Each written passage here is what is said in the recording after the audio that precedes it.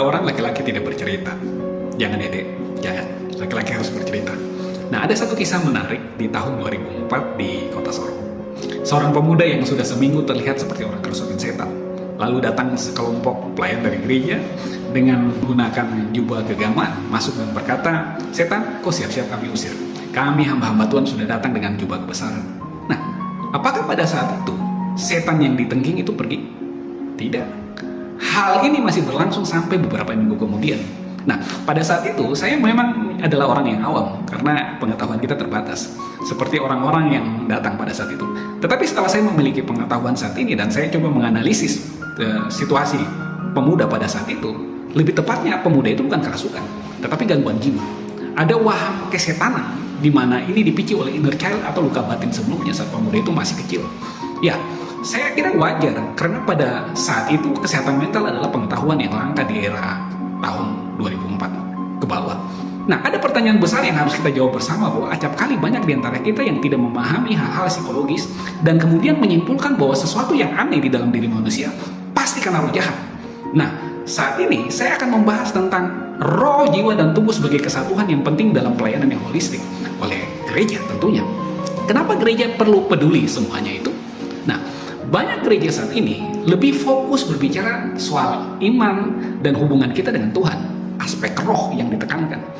Mereka sering lupa kalau kita ini juga punya pikiran, punya perasaan atau jiwa, dan kita punya tubuh fisik. Ini yang membuat banyak sekali orang Kristen kadang merasa ada yang kurang dalam perkembangan diri mereka seutuhnya di dalam Tuhan. Nah, pertanyaannya adalah mengapa hal ini penting? Karena Alkitab juga berbicara tentang tiga hal yang tadi. Pertama yaitu roh. Roh adalah bagian yang paling dalam yang terhubung langsung dengan Tuhan. Firman Tuhan bilang begini, "Sebab itu kami tidak tawar hati, tetapi meskipun manusia lahiriah kami semakin merosot, namun manusia batinia kami akan dibaharui dari hari ke hari." 2 Korintus 4 ayat 16. Nah, ini tentang hubungan kita dengan Tuhan, aspek roh. Aspek yang kedua ialah tentang jiwa atau pikiran dan perasaan. Jiwa inilah tempat di mana kita berpikir, kita merasakan, dan kita mengambil keputusan. Nah, kalau kita lihat dari Mazmur Daud seringkali mengungkapkan perasaannya, baik itu sedih, cemas, atau bersukacita. Nah, dia katakan gini, "Mengapa engkau tertekan, hai jiwaku, dan gelisah di dalam diriku? Berharaplah kepada Allah." Mazmur 42 ayat 5. Nah, ini menunjukkan bahwa jiwa kita bisa tertekan dan butuh pengharapan. Dan aspek yang ketiga adalah tubuh. Tubuh adalah wadah kita di dunia. Paulus mengingatkan, dikatakan begini, "Atau tidak tahukah kamu bahwa tubuhmu ialah bait Roh Kudus yang ada di dalam kamu, yang kamu peroleh dari Allah, dan bahwa kamu bukan milik kamu sendiri." 1 Korintus 6 ayat 19. Jadi kita perlu menjaga tubuh kita juga, karena itu adalah bait Roh Kudus. Roh, jiwa, dan tubuh adalah bagian kesatuan yang diberikan Tuhan, anugerah Tuhan atas kita. Nah, acap kali mayoritas gereja modern cuma fokus kepada roh saja dan lebih sering berbicara tentang iman. Akibatnya apa? Jemaat yang dilayani menjadi susah untuk bercerita kalau dia sedang cemas atau lagi sedih atau trauma. Mereka mungkin berpikir bahwa apa iman saya yang kurang kuat ya? Kok masih galau? Ini bikin mereka malu dan malah memendam masalahnya, dan masalah itu semakin besar. Selanjutnya ialah karena gereja cuma fokus pada hal yang spiritual, sehingga solusi bagi orang yang mengalami masalah adalah berdoa saja supaya cepat sembuh. Ini mungkin karena kurang iman. Nah, padahal kalau kita mau jujur, masalah mental itu kompleks, bukan cuma soal iman. Nah, ini bikin orang takut cari bantuan ke psikolog, psikiater, atau tenaga-tenaga profesional lainnya. Takut dianggap tidak beriman. Nah, kita perlu ingat bahwa Yesus juga peduli pada orang yang sakit, tapi bukan hanya rohaninya saja, tapi tubuh dan jiwanya. Nah, kita ini manusia yang utuh, yang diciptakan oleh Tuhan. Ada roh, ada jiwa, dan ada tubuh. Gereja perlu menyadari bahwa roh, jiwa, dan tubuh itu saling berketerkaitan. Dengan menggabungkan ajaran Alkitab yang kuat dengan pemahaman tentang psikologi, gereja bisa melayani jemaat dengan lebih baik, membantu mereka bertumbuh utuh di hadapan Tuhan sesuai dengan panggilan untuk mengasihi Tuhan dengan segenap hati, segenap jiwa, dan segenap akal budi dan kekuatan kita. Markus 12 ayat 30. Nah, ada benchmark yang bisa kita jadikan contoh untuk gereja-gereja dalam melakukan hal ini. Sekarang ini ada kesadaran di beberapa gereja yang menyediakan konseling pastoral yang terlatih, di mana pendeta dan penatua yang ada itu dibekali dengan pengetahuan psikologi, sehingga mereka bisa mendampingi jemaat yang bergumul secara mental. Mereka memberikan telinga yang mau mendengar Mereka memberikan dukungan rohani dan kadang merujuk ke profesional yang diperlukan kalau mereka tidak memiliki kapabilitas dan kapasitas yang lebih.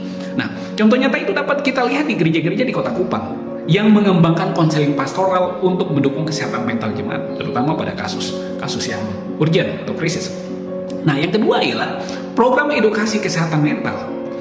Ada beberapa gereja yang mulai mengadakan seminar, lokakarya, atau sesi khusus untuk membahas kesehatan mental. Ini penting, Bapak Ibu. Bukan hanya aspek spiritualnya saja, tapi dengan mengundang psikolog, psikiater, atau ahli-ahli yang berkompeten di bidangnya untuk menyampaikan fakta-fakta ini tentang masalah mental.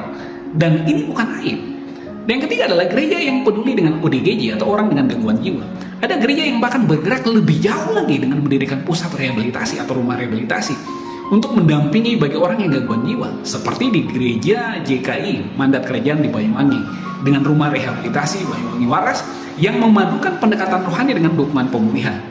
Mereka menunjukkan bahwa pelayanan holistik itu mencakup beberapa yang paling rentan, orang-orang yang paling rentan. Nah, ini adalah contoh nyata bahwa gereja bisa menjadi tempat yang aman untuk menyembuhkan banyak jemaat yang bergumul dengan kesehatan jiwa, kesehatan mental mereka. Bukan hanya berbicara tentang hal-hal yang rohani, tetapi juga berbicara tentang mental dan fisik jemaat. Jadi, jangan karena ketidaktahuan kita membuat Tuhan dipermalukan. Seperti cerita saya di awal tadi, sudah ditengking berulang-ulang, ternyata masalahnya bukan di spiritualnya, tetapi di masalah kejiwaannya. Oleh karena itu, marilah kita cerdas dan bijak di dalam melayani Tuhan. Dan pelayanan kepada Tuhan adalah pelayanan yang holistik, mencakup roh, jiwa, dan tubuh kita. Tuhan memberkati, tetap berbicara, dan mengandalkan Tuhan. Ini bukan kesurupan ya, ini namanya adalah opistotonus. Opistotonus adalah keadaan kejang, di mana semua ototnya itu semuanya tegang banget sampai dia melengkung seperti itu.